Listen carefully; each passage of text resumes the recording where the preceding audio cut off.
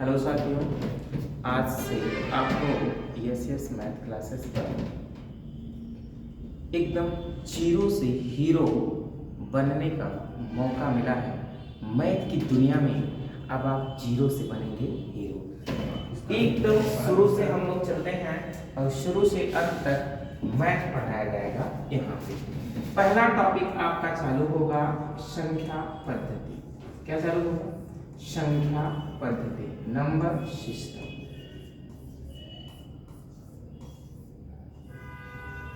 चलिए हम लोग देखते हैं संख्या पद्धति में है क्या चीज। संख्या पद्धति, नंबर सिस्टम, इसका मतलब कि नंबर को एक सिस्टम से लिखना ही हमारा क्या कहलाता है? नंबर सिस्टम कहलाता है। अब देखिए, अगर आप देखेंगे तो नंबर में डिजिट की संख्या आपकी कितनी होती है, अर्थात अंक की संख्या कितनी होती है? अंकों की संख्या होती है 10। 10 अंकों की संख्या होती है कौन कौन? 1 2 3 4 5 6 7 8 9 और एक आपका होता है 0। अर्थात ये 10 अंकों की सहायता से हम कोई भी संख्या लिख सकते हैं। इस 10 अंक के कारण ही नंबर सिस्टम का एक दूसरा नाम निकल कर आता है, इसे कहते हैं दार्शनिक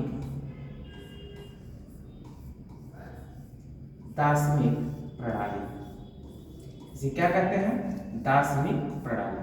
नंबर सिस्टम कहें या दार्शनिक प्रणाली कहें, इसे एक और नाम से जाना जाता है। इसे कहीं कहीं किसी परीक्षा में हिंदू अरेबिक प्रणाली भी कहते हैं। हिंदू अरेबिक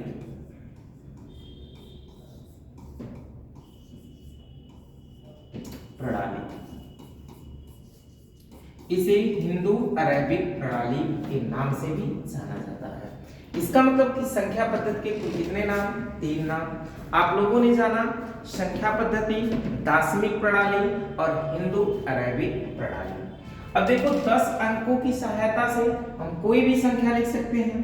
अब एक होता है आपकी, जैसे अगर 1 2 3 4 5 6 7 डॉट इनफाइनाइट तक लिखें तो ये शुरू से 1 से चालू है, तो इसे हम लोग क्या कहेंगे? प्राकृतिक संख्या। क्या कहेंगे?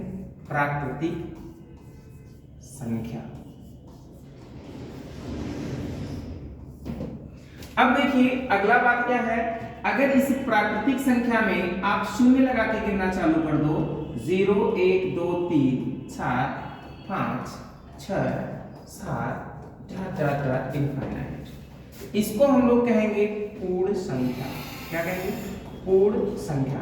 इसका मतलब कि संख्याएं हमारी पूर्ण हुई, इसे हम कहते हैं पूर्ण संख्या। देखिए इसके बाद अगर हम 2 4 6 या 0 भी लगा दो, 0 2 4 6 8 10 12 इस तरीके से डॉट इनफाइनाइट तक लिखते हैं, तो ये आपका कहलाता है क्या भैया? सम संख्या। तो सम संख्या क्या होती है? ऐसी संख्याएं जो 2 से पूरा विभाजित हो जाती है, उसे सम संख्या कहते हैं। अगर हम कह दें 1 3 5 7 9 11 डॉट इनफाइनाइट तक, तो इसे कहते हैं हम विषम संख्या।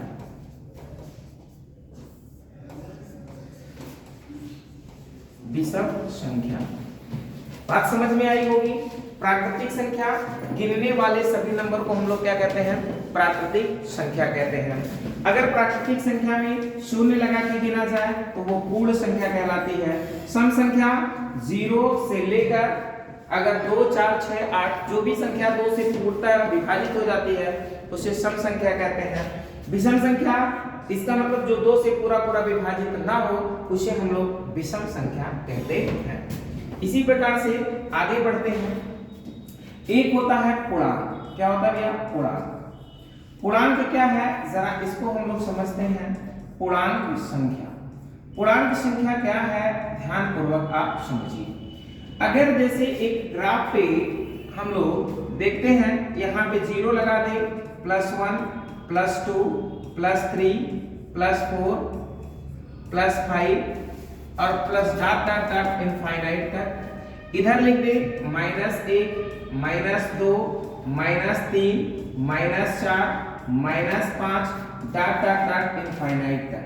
इसका मतलब कि संपूर्ण की जितनी भी संख्याएं हैं ये सभी संख्याएं क्या कहलाएंगी? आपकी पूर्णांक संख्या कहलाएगी। क्या कहलाएगी? पूर्णांक संख्या। अब ये देखिए, इसका मतलब कुछ पॉजिटिव वाले आपके शब्द दिख रहे हैं और कुछ आपके नेगेटिव वाले शब्द दिख रहे हैं। तो इसका मतलब कि पूर्णांक संख्याएं 3 प्रकार की होंगी। पहला कौन सा? पॉजिटिव का मतलब धनात्मक, धनात्मक पूर्णांक संख्या।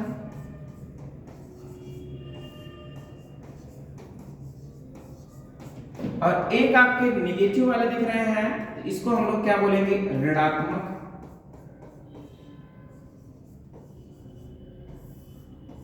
पूर्णांक संख्या।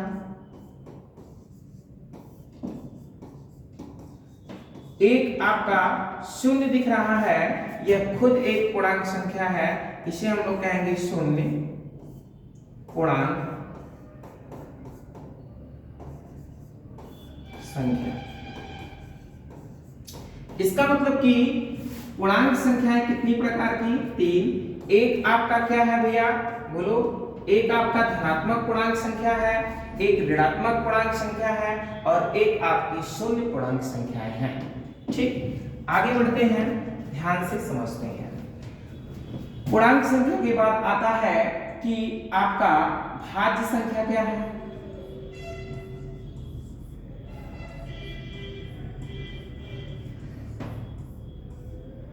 भाज्य संख्या क्या है भैया? ऐसी संख्याएं जो एक और स्वयं के अलावा किसी अन्य संख्या से विभाजित हो जाती हैं।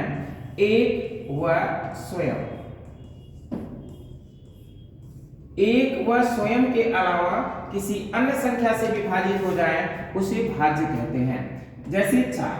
4 आपका एक ऐसी संख्या है, एक से भी कटेगा, 4 स्वयं से भी कटेगा, इसके अलावा 2 से भी कट जाएगा, तो इसका मतलब ये क्या कहलाएगा भैया? भाज्य कहलाएगा। जैसे आपका 9 आप बताइए, 1 से कटेगा और 9 से भी कट जाएगा, इसके अलावा 3 से भी कट जाएगा, तो ये क्या कहलाएगा? भाज्य। जैसे हम मान लेते हैं 15, बताइए 15 किससे कटेगा? 1 से भी कट जाएगा, 15 से भी कट जाएगा और इसके अलावा 3 से भी कट जाएगा, 5 से भी कट जाएगा, तो ये भी क्या कहलाएगा? भाज्य संख्या। मतलब एक और स्वयं के अलावा किसी अन्य संख्या से विभाजित हो जाए तो उसे भाज्य संख्या कहते हैं। भाज्य संख्याएं जो होती हैं वो कहां से चालू होगी? सबसे छोटी भाज्य संख्या कौन है? 4।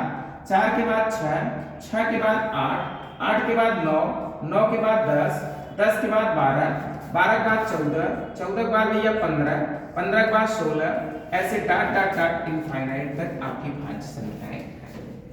अगला होता है क्या भैया? अभाज्य।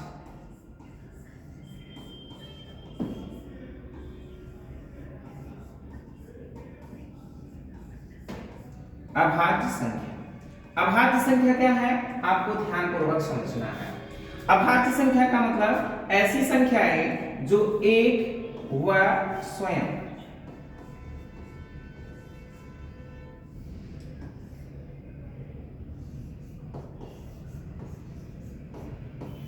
एक और स्वयं के अलावा किसी अन्य संख्या से विभाजित ना हो। ये क्या भैया? विभाजित हो।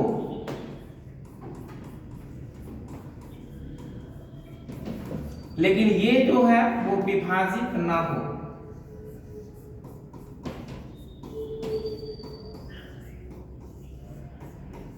वो क्या कहलाएगा? अभाज्य संख्या कहलाएगा। जैसे अभाज्य संख्या कहें, इसी को हम लोग रूट संख्या भी कहते हैं या प्राइम नंबर। ठीक है, रूट संख्या, अभाज्य संख्या या प्राइम नंबर। जैसे सबसे छोटी प्राइम नंबर जो होती है वो 2 होती है। 2 एक ऐसी संख्या है जो सम है और प्राइम नंबर है, मतलब एक और स्वयं के अलावा किसी अन्य संख्या से विभाजित नहीं होगी, इसलिए हम लोग इसको क्या कहेंगे? प्राइम नंबर अर्थात रूट यौगिक या रूट संख्या कहेंगे। ठीक, तो यहाँ पे आपको समझना क्या है? फॉर एग्जाम्पल जैसे 2 सबसे छोटी प्राइम नंबर हो गई, उसके बाद 3, उसके बाद 5, उसके बाद 7, उसके बाद 11, उसके बाद 13, उसके बाद 17, उसके बाद 19, उसके बाद आपका 23, ऐसे डॉट डॉट डॉट इनफाइनाइट तक आपकी क्या होंगी, अभाज्य संख्याएं होंगी।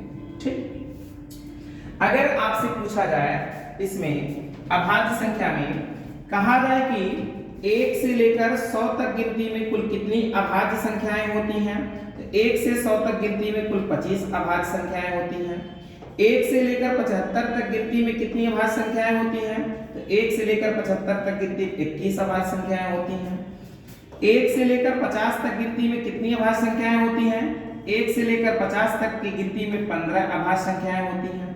1 से लेकर 25 तक गिनती में कुल कितनी अभाज्य संख्याएं होती हैं, 1 से लेकर 25 तक की गिनती में कुल 9 अभाज्य संख्याएं होती हैं। क्लियर, इसको भी आप लोग नोट कर लीजिएगा। ये क्वेश्चन आपका पूछा गया था, यूपी टेट में पूछा गया था और आने वाले परीक्षाओं में और में पूछा गया था, तो ध्यान पूर्वक आप लोग रखें। ठीक, आगे बढ़ते हैं। अगला होता है क्या भैया, आपका अभाज्य संख्या हो गया। अब इसके बाद आपको जानना है कि परिमेय क्या है और अपरिमेय क्या है। परिमेय संख्याएं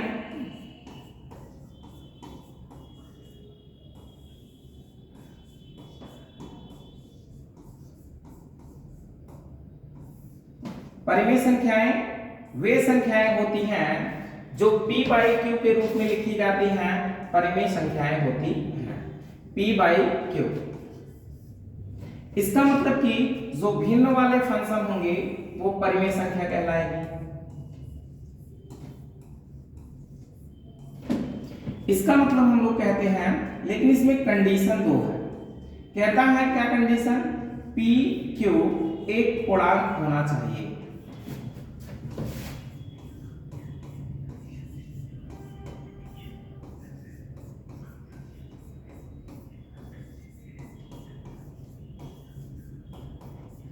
p q एक पूर्णांक होना चाहिए। कंडीशन नंबर दूसरा कहता है क्या भैया कि q नॉट इक्वल टू 0, मतलब q की वैल्यू 0 नहीं होनी चाहिए। अब जैसे समझिए ध्यान से, अगर 0/1 लिख दिया कहीं पे, 1 में 0 से भाग देंगे, 0 में 0 से गुणा करेंगे या 0 में 0 से भाग करेंगे तो क्या प्राप्त होगा। जैसे देखिए, अगर किसी संख्या में 1 से भाग करने पर हमेशा वही संख्या प्राप्त होती है, तो 0 में 1 से भाग करेंगे तो क्या प्राप्त होगा, आपका 0 प्राप्त होगा। अगर किसी संख्या में 0 से हम लोग भाग करते हैं तो हमेशा क्या प्राप्त होता है, इनफाइनाइट प्राप्त होता है। क्या प्राप्त होगा, इनफाइनाइट। अगर 0 में 0 से गुणा करोगे तो मोबाइल वाला 0 बताएगा, लेकिन वास्तव में होता है इनफाइनाइट।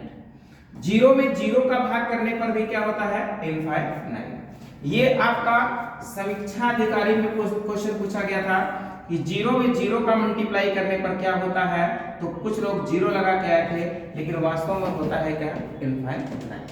ठीक, अपरिभाषित। इसका मतलब कि परिमेय संख्याएं क्या हो गई भैया, जैसे 2/3, 4/5, 7/9, 11/13। इसका मतलब कि भिन्न वाले -3/5, और लिख सकते हैं क्या, 2 और 2 के पावर -3। ये भी इसको बदलोगे तो प्लस में आ जाएगा, तो ये भी परिमेय संख्या होगी। और देखिए, भाग देने के बाद दशमलव में जैसे 2.3 पे बार, जो दशमलव के बाद संख्याओं की बार बार पुनरावृत्ति हो तो वो संख्याएं आपकी परिमेय संख्या कहलाती हैं। ठीक, जैसे हम लिख दें क्या, और 6.333 डॉट डॉट डॉट इनफाइनाइट, तो ये भी आपकी क्या कहलाएगी, एक परिमेय संख्याएं कहलाएगी। ठीक, जैसे आगे बढ़ते हैं, अब सीखते हैं अपरिमेय संख्या।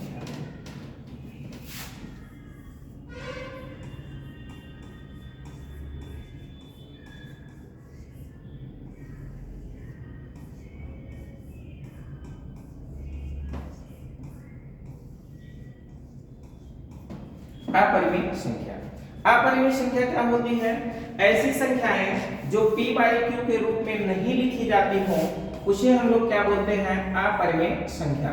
p बाई q के रूप में नहीं लिखी जाती हो उसे हम लोग बोलते हैं अपरिमेय संख्या। लेकिन अब आप समझ में नहीं आता कि कौन सी ऐसी संख्या है जो p बाई q के रूप में नहीं लिखी जाती है। अब आपको समझना क्या है, बात सुनिए। इसका मतलब जिसका करड़ी आसानी से ज्ञात न किया जा सके और जिसका पावर जो है भिन्नात्मक ऋणात्मक हो, वो संख्याएं आपकी क्या कहलाएंगी? अपरिमेय संख्या कहलाएंगी। जिसका पावर भिन्नात्मक ऋणात्मक हो, हल न किया जा सके, वो संख्याएं आपकी क्या कहलाएंगी? अपरिमेय संख्या कहलाएंगी। जैसे अगर हम कह दें रूट में आपका 25, बताइए ये परिमेय है अपरिमेय? तो रूट का 25 मान निकालना होगा तो आप आसानी से नहीं बता देंगे कितना होगा? 5। लेकिन अगर हम कह दें कि रूट में जैसे आपका 5, तो बताइए इसका मान क्या आसानी से निकाल पाएंगे? नहीं निकाल पाएंगे। तो ये इसका मतलब ये आपकी परिमेय संख्या हो गई, तो ये आपकी क्या हो जाएगी? अपरिमेय संख्या। बात समझ में? जैसे रूट में अगर हम कह दें 16, तो इसको आसानी से बता दोगे 4 चौका 16, इसका मतलब 4 होगा, मतलब ये क्या हो जाएगा? आपका परिमेय संख्या। लेकिन ये रूट में अगर बोल दें हम 17, मान निकाल लेंगे तो आसानी से नहीं ना, टीका हो जाइयो अपरिमेय, हो जाइयो अपरिमेय। बात समझ में आई? अब देखा इसमें पूछे जाने वाला बात का हो, एक में पूछे जाने वाला बात हो पाई। क्या हो भाई? पाई। पाई एक क्या है आपसे पूछा जाए तो पाई एक अपरिमेय संख्या है। क्या भैया? अपरिमेय संख्या है। लेकिन अगर पाई का मान कह दिया जाए 22/7, तो बताइए क्या है? 22/7 आपकी एक परिमेय संख्या है। क्या भैया? परिमेय संख्या। लेकिन अगर कहा जाए कि पाई दिवस कब मनाया जाता है, तो ध्यान से समझिए, इधर देखिए। अगर आप 22 में 7 से भाग करेंगे तो 7 तिरी 21, बचेगा कितना? 1। अब यहाँ पे दशमलव लगाएंगे, 0 बढ़ाएंगे, 7 × 9 7, बचेगा कितना? 3, और 0 बढ़ाएंगे, 7 चौक 28।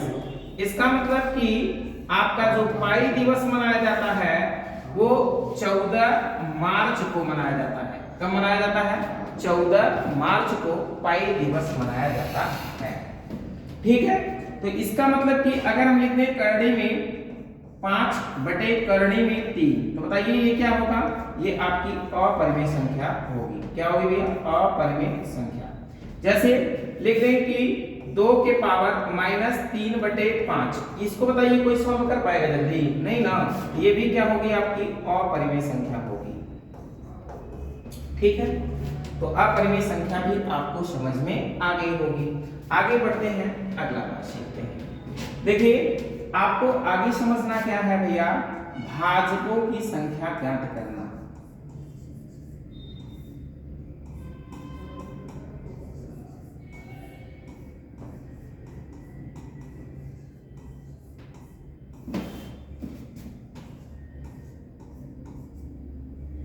भाजकों की संख्या, इस वीडियो को हम लोग आगे भी देखेंगे अगले प्रोसेस में।